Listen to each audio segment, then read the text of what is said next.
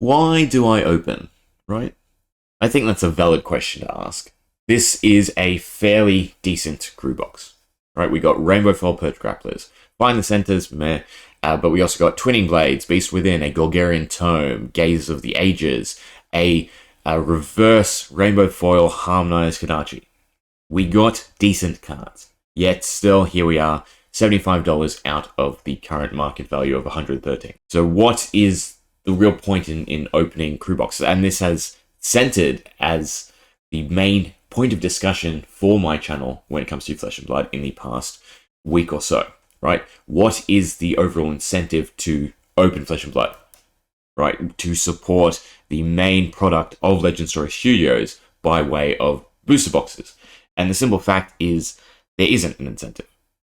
The majority of boxes you will open, you will take a loss, right? Opening for the sake of simply opening for the chance to get X card, opening to build a collection, is not functionally appropriate when it comes to Flesh and Blood. The best way to build a collection, buy the cards you want. The best way to build a character or a hero that you want to play, decks you want to play, or even collect rare cards, is to simply buy the singles. Because you cannot recoup any semblance of value from opening boxes. That is the harsh reality of the current state of booster boxes. And yes, that's not, again, necessarily an issue, right? I'm not advocating that, well, boxes should appreciate in value over a year or something like that. Or, as soon as I grab a sealed box, I should be able to hold it and resell it and that mentality. No, what I'm trying to tackle is the overall incentive on day one of release of any set for people to participate in that set, rather than just buying singles, rather than just looking at the heroes that they want to play, to actually invest in the company of Legend Story Studios by buying their product, right? Because that is, again, the main product of Legend Story Studios is booster boxes. That's how they are making their money. But the simple fact, there is no incentive to open boxes. Right, if we look at expected values, Crucible Unlimited. Right now, the expected value for a box is 117, which sounds great, right? It is above the market value of a box. On average, 113, previous sales, 105, 105, 115, right? So, face value again, these EVs look attractive. But the simple case is this table is wrong, right? It doesn't present everything it should necessarily present. It is a statistical table, which makes it factual, but it doesn't make it realistic, right? Brew, $15 in commons. Rares, $12. Majestics, $35. Legendary Fabled, which you won't even see opening one or two boxes. Again, in order to actually make this table realistic, you have to be consuming a large quantity of boxes, and the casual person will not do that, right? I generally like to open around 10 cases of a set. I like to hunt for the Fable. I like to try and pull the Fable before I just go out and buy one. But that's crazy in itself, right? If this wasn't my hobby, my pastime, my main interest, right, to sort and open with my partner, then there would be absolutely no point in touching Flesh and Blood boxes. If I wanted to build a collection, if I wanted to have master sets, if I wanted to get every legendary, I would be significantly better just buying the cards.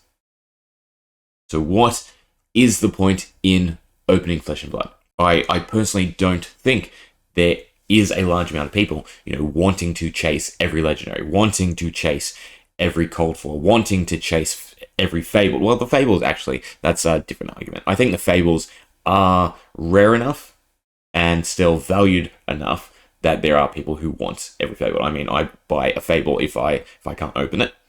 But generally speaking, what I'm trying to say and convince is the demand for boxes is so heavily split, right? And there is nothing else going for the boxes. Outsiders, focused on 3 heroes. The amount of people, despite it being a well-crafted set, not everyone in the community is going to enjoy Outsiders because it doesn't fulfill the demand or the need for players who aren't part of Ranger, Assassin, or Ninja. Or people, who want to dabble in multi-heroes or anything like that. It's just narrowly focused. Dusk Till Dawn, those expanding, will be the same, right? The specializations in themselves are not enough of a draw to have people come and open boxes. The incentive is simply just to buy the new specializations that are needed for your deck, right? For the heroes that you play. And this is a growing concern for me when it comes to Flesh and Blood, is how thin spread set design is in terms of, again, the demand and the needs of the community. Because again, the community in itself is split between every single hero. Welcome to Wraith. There was only 4 heroes, so all the boxes were applicable to everyone. Arcane Rising, double that, right? So now boxes are applicable to 50%, if not a little bit higher because of the generic slot. True, applicable to everyone, because it now fulfilled or expanded upon those heroes in Welcome to Wraith, Arcane Rising. Monarch, introduction of Light, right? If you're not going to play Light, you don't really care.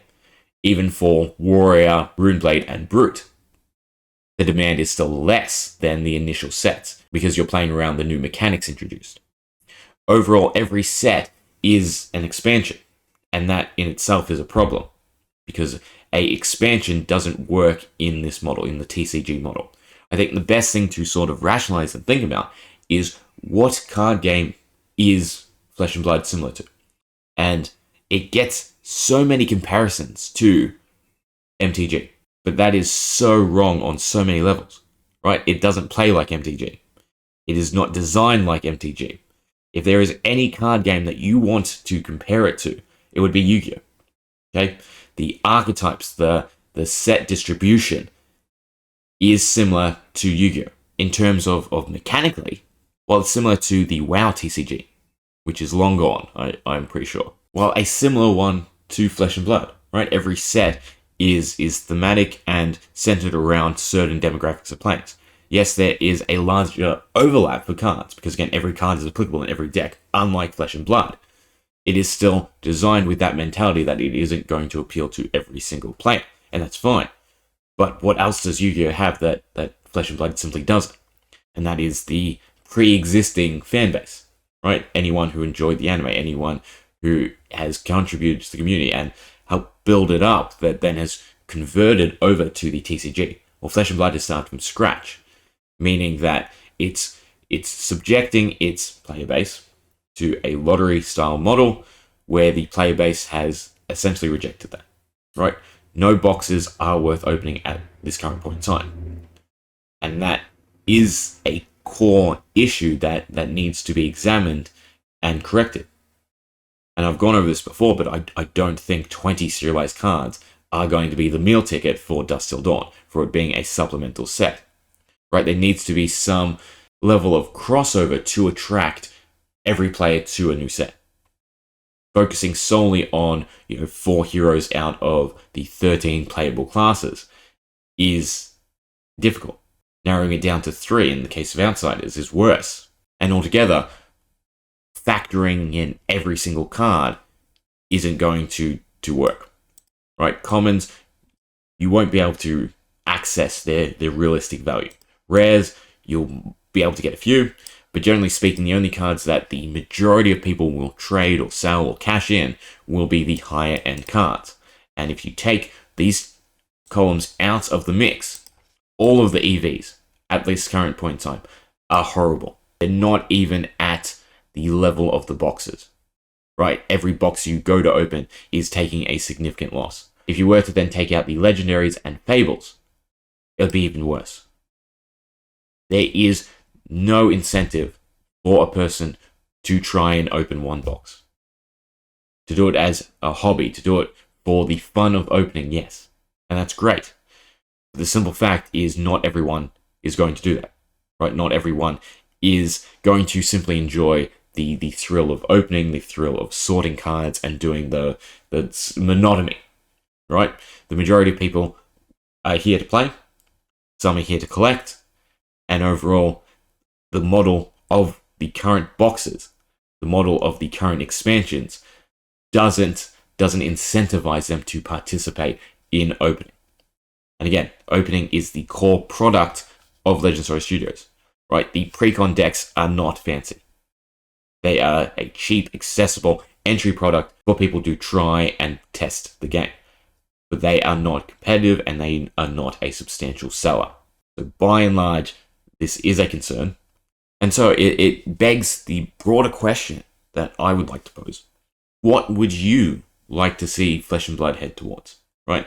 Because at the current point in time, I feel it's going down the path of Pokemon, right? The majority of cards you open are not going to be worth anything, which is great in terms of playability, but I will zero back into all the statements and all the mentalities that Legend Story Studios and James White have displayed in terms of trying to make Flesh and Blood collectible. And it just seems counterintuitive to me that the community is so play-driven, so player-focused, to continue to try and push this model, to try and reel people in with 20 serialized art cards, with 10 Marvels that are, again, going to be heavily skewed from playability, right? If you don't think that's going to be the case, take a look at the Marvel Dragons of Uprising, right? They're all the same rarity to pull, yet the rares through less than playable Majestics suffer greatly from it. The equipment in Dynasty suffers greatly.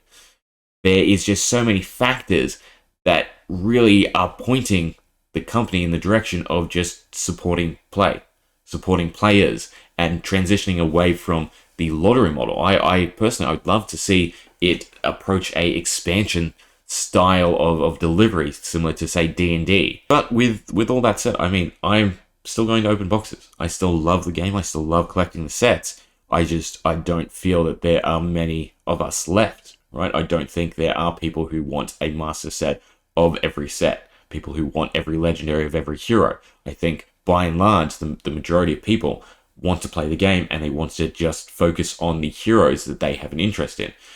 And again, these set design does not support the majority of the community when you're only thinking about a core demographic of heroes, right? The identity of the game is your hero. Whether or not you think we need change, I do think that at this point in time, off of expected values, off of my own personal box openings, because again, I do open a lot of boxes because I enjoy opening them.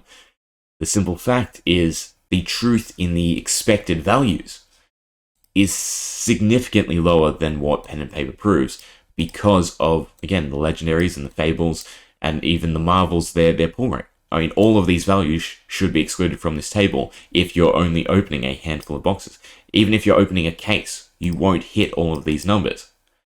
And then the commons and rares in themselves, the majority of casual players won't be able to cash in on these values. They won't be able to trade in these cards because by and large they are simply bulk. And to put simply, growth in the secondary market is not growth for Legend Story Studios.